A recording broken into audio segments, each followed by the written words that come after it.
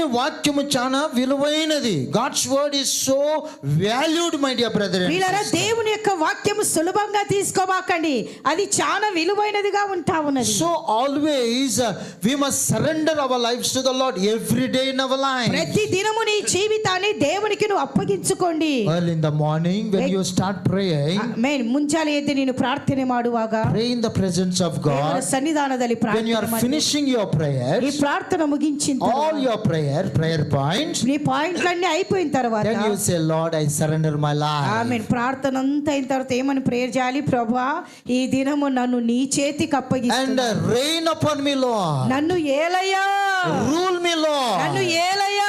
Amen. Hallelujah. ఎంత మంచి When God started to rule upon us, వీళ్ళారా, దేవుడు నిన్ను ఏలినప్పుడు ఏమైతాది? we will be controlled by the Holy Spirit. ఆమేన్. అప్పుడు పరిశుద్ధాత్మ అదుపులో